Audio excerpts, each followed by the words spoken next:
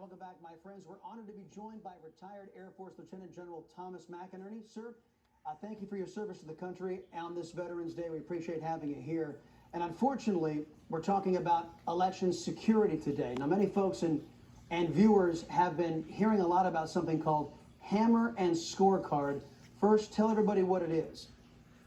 Well, Hammer and Scorecard, Hammer is a surveillance tool designed to seek out terrorists, started in 2003. It was converted by the Biden administration into a surveillance tool to listen to American people and record what they were doing. The Scorecard is an application like on your iPhone that can manipulate voting data, keep it within 3% so it's not obvious, but switch it from Trump to Biden, which the Democrats did in this election. And it is clearly one of the most subtle and stealthy ways of changing voting that there is today. And this is the first massive attack in the United States history. So now there'll be no more free election, Chris, after this one, if we get this issue resolved. Well, General, I got to ask, because is there verifiable information that the Trump administration can use, that our citizens can see, that we can say that it was deployed in this election against American voters? Yes, and we will show specifically at what time. For instance, in Michigan at 0400 on the 4th of November, 138,000 votes came in for Biden. We'll show a whole host of these that around the country in the key battleground states that were attacked, the time and how many votes were changed. And we'll have to compare it manually to the votes that went in to the Secretary of State's office and then that came out, the differential. Because people they all realize, I think, that the voting machines are not hooked up to the internet.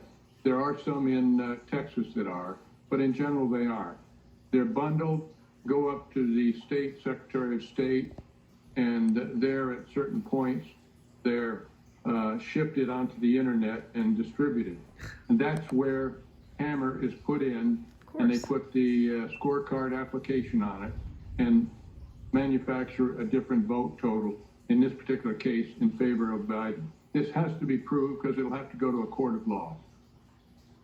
And General, they won't be of course, talking about it unless they can prove it. Now, if this is going to be demonstrated and shown, who has the sophistication and the technology advanced enough to pull something off like this off? Who did, if this did happen, who did it to us?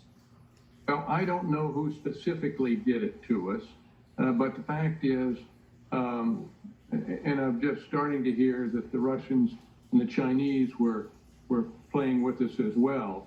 And so I can't give you the names. I can tell you that Jim Clapper and John Brennan, the former DNI and former director of the CIA, were involved with the program. 2 weeks after President Obama came in, they shifted it over to a separate CIA facility and went and started listening to U.S. So the people I don't know exactly, but it benefited the Democratic Party. So obviously they were involved with it to shift the voting. And the reason that's important and a great question, Chris, is because you've got to look at the whole situation that we're involved with. Here you had Vice President Biden had a record number of votes, larger than Barack Obama. Now, for a person that didn't do any campaigning, and the largest crowd he had were 12 cars with people blowing horns, never getting out of the basement, did not do one press conference that was an hour long and got real questions. To have gotten the number of votes, the record number of votes he got, he does not have a that stuttering in problem. fact belies the smell test, if you will. And so these other, what we call points of interest or patterns of behavior is the best term. The patterns of behavior don't track. Look at the down low voting from the House. Not one Republican lost his seat that ran again. Look at the number of House seats the Democrats lost. Dum-dums. Look at the Senate is going to go, I believe, in favor of the Republicans with the 2 Georgians. But the fact was, if the weight of voting was so strong for Biden, why don't the down ballots reflect that? So it's the patterns of behavior that we've got to look at, and it's a sniff test. This doesn't make sense the way it turned out. And the reason is because people aren't really aware of cyber warfare and what the Democratic Party did to shift those votes.